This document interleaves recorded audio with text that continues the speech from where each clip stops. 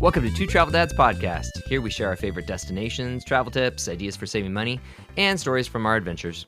Be sure to check out our show notes at twotraveldads.com/podcast-episodes.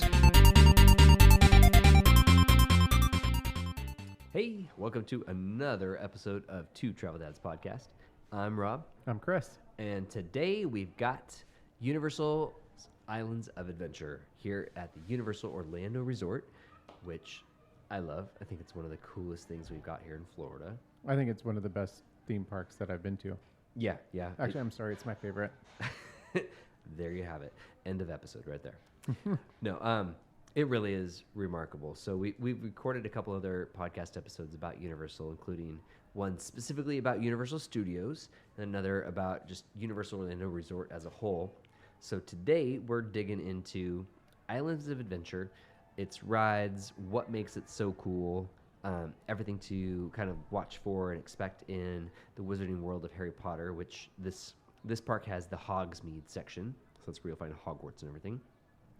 And yeah, let's dig in. I think that this theme park offers more fun and thrill than any other park we've been to. I'd say more fun, more thrill, even more like character encounters because Yeah. it's got a mishmash of Harry Potter and Marvel. Yeah, Harry Potter. There's Marvel's Superhero Island. There's Toon Lagoon. There is the whole Jurassic World thing, Wizarding World of Harry Potter. You've got the Lost Continent section where you've got some really cool theming. Ooh, we can't forget to talk about the restaurant. Yeah, we will. And then Seuss Landing, which I think that's where we should actually start, is talking about Seuss Landing. You want to start there? I think it's awesome. One fish, two fish, red fish, blue fish. Oh, I do get sick on that, though. I get sick on everything that goes around in a circle. But no, Seuss Landing, I think, is the coolest, most kid-friendly place I've ever been. Like, it's Dr. Seuss, but live in front of you, all around you. Yeah, wonderfully themed. They've got great rides. Yeah. Cute little shops to get some snacks, and it's usually when Oliver wants to go ride the Hulk, I take him to go ride the Hulk because I can do that ride. Yeah, and then Elliot and I will ride Cat in the Hat. Yeah, they go to Seuss Landing. It's their favorite thing to do. It's got the really cool train that goes through the sky where you're, hearing different stories about the Sneetches and going through the alphabet. You get some really cool views. You've got the carousel, which is carousel. Oh yeah, but also once you get off that train ride though, that's when you get the fudge that we get to eat when we meet up with you again. I do love the fudge. So we were talking about in our Universal Studios episode about how there's a lot of candy in Diagon Alley. There are more treats and good eats in Islands of Adventure than over in Studios. 100%. Including all of the delicious fudge of all the colors that it should not be. When you're in Seuss Landing, like bright green fudge, pink fudge, all that stuff. So good, so delicious, and totally worth getting. And it's nice to ride. I know it makes you sick, but the one fish, two fish, red fish, blue fish is a great ride because you can also get wet. And sometimes when it's really hot at the park, you just want to cool off. And so it's fun to get on there and hope to get sprayed. Yeah, no, but one of the things that I think makes Seuss Landing so great is that there are also, in addition to the cool rides, the really cool theming, cool food like green eggs and ham and stuff like that. There's also a lot of characters. Yeah. So, at Christmas time, you will see the Grinch everywhere. Sam I Am goes around. I've seen the Lorax. You see Thing 1, Thing 2. Thing 1 and Thing 2, Cat in the Hat. Like, it's where it's at. Yeah, it's kind of like when you are in Fantasyland over in the Magic Kingdom, which we have an episode all about Magic Kingdom too. Yeah, it's really incredible that there's actually lots and lots of characters there. And it's just a good spot to take kids. Yeah. Because I think that's what's lacking over at Universal Studios is a really great kid-friendly area. Yeah. And that's what Seuss Landing is. I agree. Well, and so other great kid-friendly area is Marvel's Superhero Island. So that is just, kind of across the lagoon from Seuss Landing. And it's interesting. So if you go to Disneyland, there's the whole Marvel Avengers campus, and that's in California. And, you'll see Spider-Man, and they've got all the Marvel stuff going on because, Disney owns Marvel. But once upon a time, Marvel was not owned by Disney, and they struck up a deal with Universal to create Superhero Island.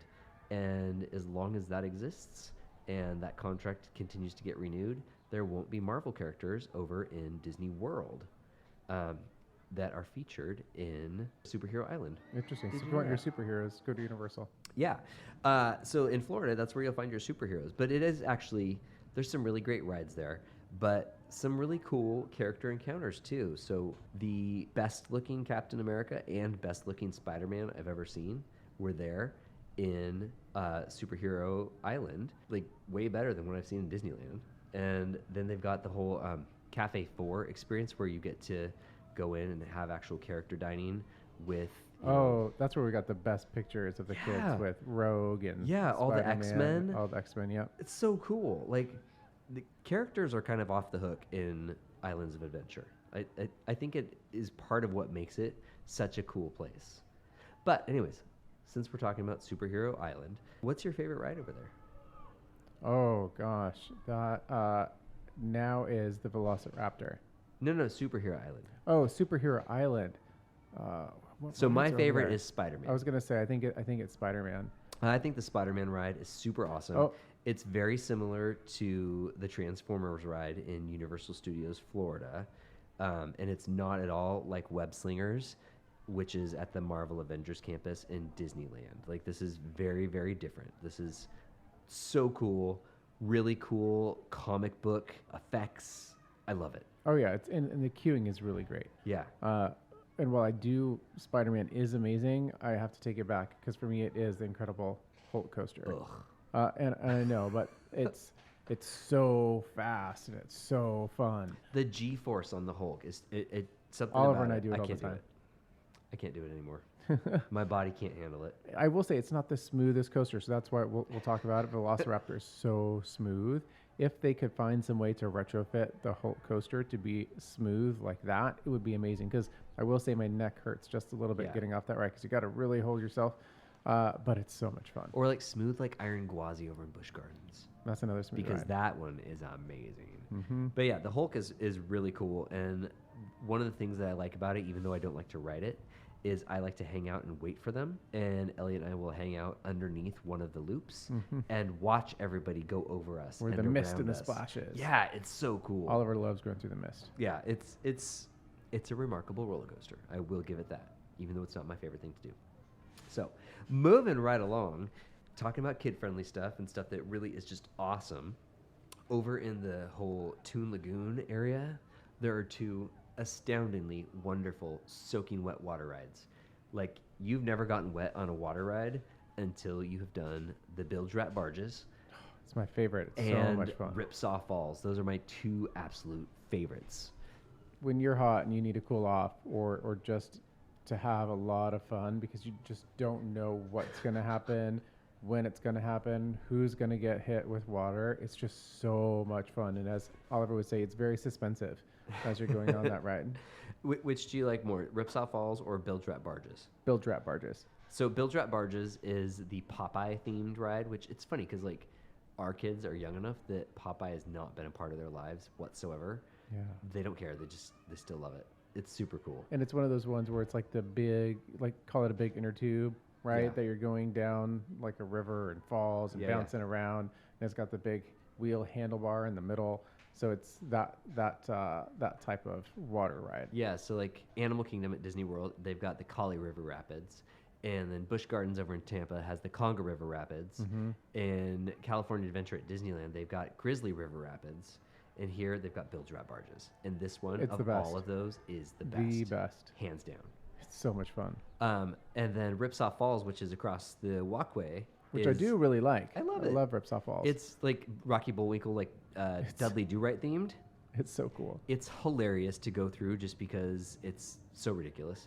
But it has the best drops. So it's a flume ride, just like Splash Mountain is a flume ride. And you will not be dry. You won't be dry. No part of you will be dry. Your entire being will be soaked. Is to get wet. Now, if you are riding these rides, like let's say it's your one-time shot to visit Florida and go to Universal, and you're like, I gotta ride these rides, and you do get soaked. They have these human dryers that you can pay to go in, and it just blasts warm air at you. I thought you were going to say you got lockers that you can rent because there's no, lockers. there are lockers. Yeah, but that you still will get wet. And obviously, you can get ponchos, right? But ponchos what's the do fun no in good that? on those, and it doesn't do any good on those because the way that the ride vehicles are designed, you get wet from underneath. Like ponchos are a waste of money. And we've talked about this before, but you can't go wrong with a nice pair of Keens. Yeah, Keens are the best theme park shoes. They're the best shoes for Hawaii. They're the best for theme parks. They're the best for working in the yard. They're just they're not the best if you're in winter. Oh, okay. Unless you get the nice winter Keens, which I do have my great Keen snow boots. Oh, we have to pack those this week. Yeah, that's right. But yeah, no, Keens are great for Universal Studios. So yeah, so that's what's going on in Toon Lagoon. There's lots of other things there. It's that we don't do, I don't think. Well, no, it's a lot of there's shops and restaurants that are all very vintage comic book themed, like Kathy and Prince Valiant and Hagar the Horrible. Hagar the Horrible, that's right. Yeah, if you remember Sunday, your Sunday comic strip, right? You're gonna enjoy that. That's exactly what it is. Like the kids are like, I don't know what this is, but it's because. And I don't feel like it's dated. No, it's really cool for being stuff that like we don't even get a paper, but for being stuff that is like from our childhood, it still looks totally fresh and fun. And it is fun. Yeah, and also there's water that sprays everywhere as you walk through Toon Lagoon. So you can't go wrong on a hot day. Good times. Moving right along. Wait, real quick. What? Is there a water ride in Universal Studios? Is that one big difference?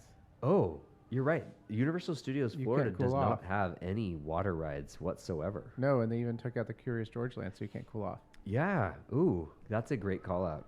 Hot summer day, and that's why you should get passes for Volcano Bay in conjunction with Universal Studios. Or stay in a hotel really close by so you can go swim because it's so hot.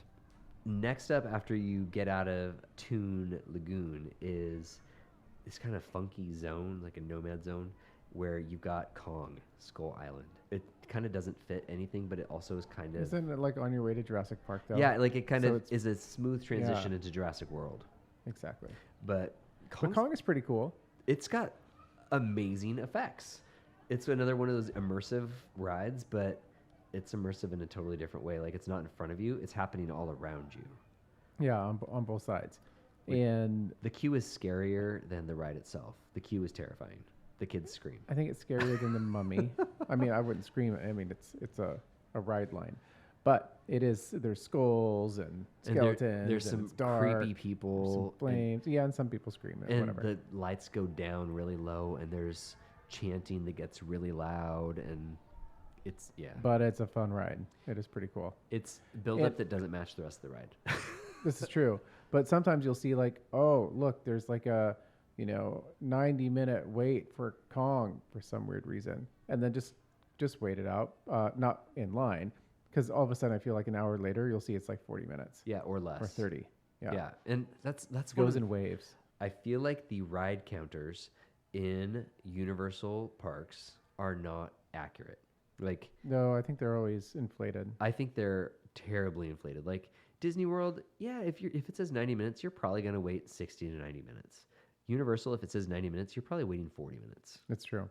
But I feel like at the end of the day, we get to ride more rides based on our time at Universal compared to Disney World. And that's not just because we've been there lots and are really well versed in how to get around. It's because it just does move faster. That's true. But anyway, so after Kong, you are there in Jurassic World, which... Jurassic World is cool. It's really cool. There's a character encounter there. There is. I love it. You could meet Blue, right? There's actually 2 character encounters. So there's Blue, and then you also get to meet a cute little baby Triceratops. Oh, that's right. They were holding it. It's adorable. It is the coolest puppet. Little animatronic. Oh my gosh, it's so cute. And you can pet it and meet it, and Elliot thinks it's just the greatest thing ever. The encounter with Blue the Velociraptor is a little bit more intense because it's really incredible. It's a little too realistic sometimes, and it loves to jump at you. But I mean, if you've got a kid with you who is down for it, wait through the line to meet Blue. It's totally cool. So, but there's other things there in Jurassic World too, not just characters. There's of course the Jurassic Park River Adventure, which is like an original ride. I remember It is classic. Yeah, when I was little, we went to Universal Studios Hollywood, and I went on it right after it opened. I screamed so much. I still remember my first time ever riding that in California, and the terror of it lives in me to this day. I still can't wait to go to the one in.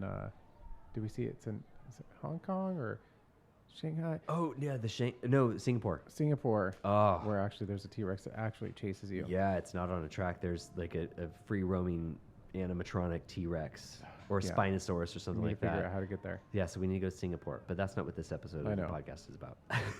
Our river adventure is really great. You only get wet if you're in the front row, so don't stress it. It's super, super fun.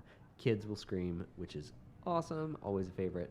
The other thing about it, though, so if you've been, I know I'm making a lot of comparisons to Universal Hollywood. They redid the Jurassic Park River Adventure in Hollywood to now have some really cool other like underwater stuff that ties in the new Jurassic World movies. They have not done that here at Islands of Adventure yet. No, it's pretty classic. Yeah, but it still is great. It's still fun. It could use an update, but who cares? Yeah, but it's still fun. It's vintage.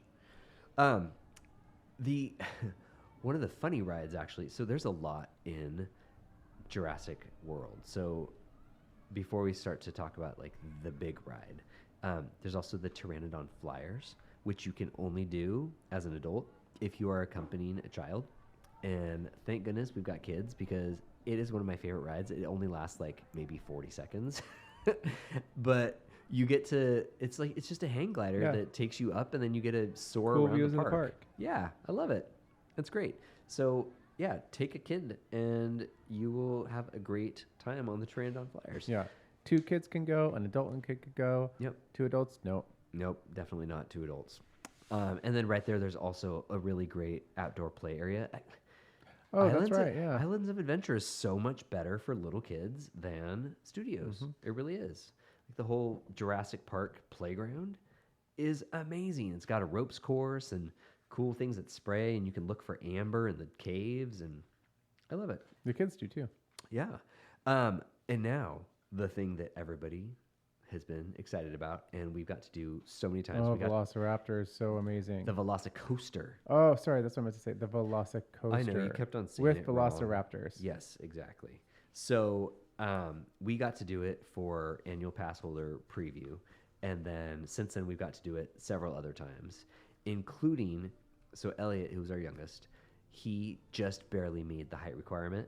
And he was so excited. Oh, well, so at first he was so scared. So like Chris and Oliver were up there and they were going through, and I was like, oh, it's fine. I'll just sit here in the child swap area and we'll watch Camp Cretaceous. And then Elliot will swap and he'll go with Chris. And one of the things that's great about how they do child swap, which if you don't know what that child is, swap. It's where if you've got a little kid who's too small or doesn't want to do a ride, it's like a special waiting area where a parent can wait with that child, and then the other parent can take, another child, and then they swap it out. And then that other child, this is what makes it so cool.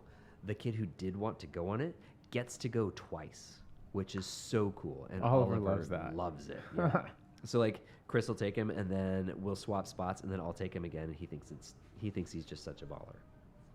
But anyways, no. So I was sitting in there watching Camp Cretaceous in the child swap area with Elliot, and then he just kind of looks at me. He's like, I guess I'll go. And the team member that heard him was like, okay, let's measure you. And so she came over and measured him, and he cleared it. And before he could change his mind, we went up and got on it. And then as we got locked in, it's a really different sort of roller coaster seat. It's like kind of like what old roller coaster seats were like. Yeah, there's no shoulder harness. It's just a lap bar, but a very secure lap bar. And you're very snug in the seats. Yeah. You are very snug, but it is just a lap bar. So which kind of, when I went on it with Elliot, that kind of tricked him into thinking it wasn't going to be too intense, because he was like, oh, it doesn't even go over my shoulders. I can do this. But we knew that it had loops. Oh, yeah. So then you start it, and we're not going to get into the detail of what happens on it, but it is an incredible coaster. So it does that 2 launches or 3 launches? I think maybe 3. Yeah, so it goes so fast, so quickly. But like I was talking about earlier, this coaster is smooth. Yeah. It is smooth. So even though it's got all of your corkscrews and loops and upside down hanging spots, which is awesome. It's so smooth. Yeah. And you don't get off feeling, like your neck head. There's some G's in there too. Yeah. Yeah, but like it's amazing. Whatever technology that they use on those ride vehicles, man, put that on every roller coaster. That coaster's awesome. Yeah. Yeah. So, and with that, the queue is really cool on that one too. We always talk about the queues. If you don't know what a queue is the line you wait in to go on a ride. Queue. Exactly. So the queue for Velocicoaster, super cool, and you get to see some velociraptors up close. It's really amazing. So one last land to kind of conquer, and then we could talk about some food stuff, right? The Wizarding World of Harry Potter, Hogsmeade, is located in Islands of Adventure, and it is incredible. While Diagon Alley only has that one primary ride, Hogsmeade actually has what? It's got Hagrid's Magical Creature Motorbike Adventure. It has Harry Potter's Forbidden Journey, where you're in Hogwarts. It's got the Flight of the Hippogriff. And then there's also the Hogwarts Express comes in there. And all that's just right there in Hogsmeade. So it's got 4 attractions in that land. Yeah. 4 attractions, but then a huge area, too, that really looks like you're in the Wizarding World of Harry Potter. Yeah, it's pretty great. With also really good food. Universal does their food really well. They do have good food. And I really enjoy the 3 broomsticks. It's not as good as the Leaky Cauldron, but it is quite acceptable. It is acceptable. I mean, well, we're talking about the Wizarding World, so we'll save the other restaurant. But there is one award-winning theme park restaurant in Universal. Yeah. That is usually our go-to. Yes, but if you're in Wizarding, I can't say it. It's either. hard. Wizarding World of Harry Potter. If you're in the Wizarding World of Harry Potter, the 3 broomsticks is a great option. And then also the Hogshead is right there too, which is really cool if you're an adult, because it is the Harry Potter bar where you can get special beers that you can only get in Hogshead. I've never been there. Yes, you have. With me. To Hogshead? Yeah. Oh. I promise you've been there. It has the big Hogshead on there. That was the place that we got butterbeer that very first time when the kids tried it and they were grossed out by it. That was in the Hogshead. Oh, okay. So kids can go there. Kids can go there, yes. Sorry, did I say they couldn't? You said they couldn't, so that's why I was Well, confused, sorry. because I hadn't been to an adults-only place. And Yeah, well, Hogshead is pretty darn cool. And it's got some nice outdoor seating, which kind of gets you away from the crowds in Hogsmeade, because it gets pretty busy in there. And it's nice to be able to grab your beer and then go sit on the back patio and still be, immersed in Harry Potter, but then also have kind of a slight view into the rest of the park. got it. Okay. I think it's pretty great. So, of all the rides, though, in Hogsmeade, which is your favorite? Oh, it's definitely Hagrid's? Hagrid's. I Yeah. can tell. Yeah. Hagrid's is amazing. So we were talking about the Velocicoaster being smooth. Hagrid's is also smooth, and it's a very different sort of coaster because, it's only got the lap. What do you call them? Not lap buckles. I call it lap bar. Lap bar, lap restraint. And on one side of it, you get to hold on to handlebars, and if you're the passenger, Like you're a motorcycle. yeah, like it's a motorcycle. And then if you're the passenger, you get to sit in the sidecar and just like hold on for dear life. But it's really cool. It has several different accelerations, just like Velocicoaster does. But it goes through this whole, not necessarily a complete story, but it feels very story element-esque. And that you get to see Hagrid, you get to see lots of different Magical creatures. You get to experience the ride backwards a little bit. Yeah, you can't give away that. There's There's parts some of the really ride great surprises. that surprise you. Yeah. Yeah, and it is. I think it's the boys' favorite. Oh yeah, they'll Right. if it says in 120 minutes, they'll wait for it. Yeah. Like And but sometimes you can get, what is it like when you have the app open and you want to like reserve a spot in line? Yeah, so Hagrid's, and I think If you don't have the Velocicoaster does it express too. pass. You can do the virtual queue. Virtual queue. That's what it is. That's very helpful. Instead of having this crazy line that winds all the way out of Hogsmeade and like into the whole Lost Continent, that's kind of like the Greek section of the park. You can do the virtual queue, which I think they open it. It's every like 2 hours or something like that. Like when the park opens, and then they do it again at 11, and then they open it again at 1. You can basically save your spot, and then when you come back, you just show them, oh, I'm in this virtual queue with these people. And then they let you into the actual queue. So instead of having to wait through the entire craziness of it, you still have to wait a significant amount of time, but not quite so bad. And yeah, good call. I forgot about that. Yeah, that's very helpful. Another ride that I do enjoy, it's funny, it only lasts 17 seconds. But Flight of the Hippogriff. Flight of the Hippogriff. I think it's awesome. You know, it's a good filler ride. Yeah, I mean, it looks like you're riding in a wicker basket, which is hilarious. But it is a tiny roller coaster that really packs a punch, and it is only 17 seconds. And it's so cool. You get great views of Hogwarts and across Hogsmeade. It's fun. I love it. It's worth the 15-minute wait because it's never really more than that, even if it says it is. Yeah, and the kids love it. Yeah. And then the last ride that's in there is the Harry Potter's Forbidden Journey, which... Oh, yeah. I love that. Well, the best part of that is the queue. Yeah. And you get to wander through Hogwarts, and you actually get to go through all of these places that you are totally familiar with because they look exactly like the movie. It's so cool. From like Dumbledore's study to like the hall with all the paintings. Yeah, I was going to say all the talking paintings. Yeah. Gosh, it's really cool. And Jennifer French. Of course. Yeah. So I think that if you get nauseous, you could probably ride it once and call it good. If you get nauseous and just want to go through the whole Hogwarts experience, do that and then don't board the ride. It's that simple. It's worth going through the whole queue just to see it, and it's amazing. But you don't have to ride it if you don't want to, because you will get sick. It's one of those immersive experiences that is mixed with real life action. So it's so cool. You might all of a sudden be upside down, but then you're like trying to catch a snitch. Yeah, it's amazing and nauseating. So anyways, so let's chat now, since I think we covered all the attractions in the park. Most of them, I feel like. Yeah. Oh, so we didn't talk about it in this episode, but we did in our Universal Studios one, Hogwarts Express. So you can catch that in Hogsmeade, and it will take you back over to Universal Studios into the Diagon Alley area. But you can only ride that if you have a ticket for both parks.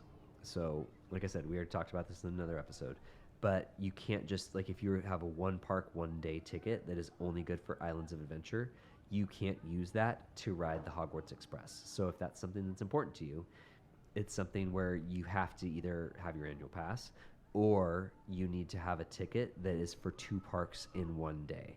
And there's lots of different types of tickets that you can get. So as long as you've got one that allows you to hop back and forth between parks, you can ride the Hogwarts Express. But you can't just show up and be like, hey, it's a ride in this park, I'm going to ride it. You have to have the right type of ticket. Yeah, and they'll let you know. Yeah, exactly. So food. There's lots and lots of food. There's a lot of options. Yeah, and and we don't frequent them all. We don't frequent them all, but there's a few that I've been to a couple times. So we talked about 3 Broomsticks. That's in Hogsmeade. That's good. You want to talk about your favorite? Yeah, my favorite is Mythos. So it's actually an award-winning full-service restaurant. And it's in this really amazing place. It's like a carved out like rock sculpture. It's super cool. It looks like a whole bunch of Greek gods that are spilling waterfalls out of its mouth. Exactly. And when you go through, like the entrance to it's like you're going into a cave through these tunnels, and it's like you're in a cavern in terms of where you're. But then there's beautiful mosaic tile work and sculptures inside. Yeah, and you can eat either inside or outside, which is great.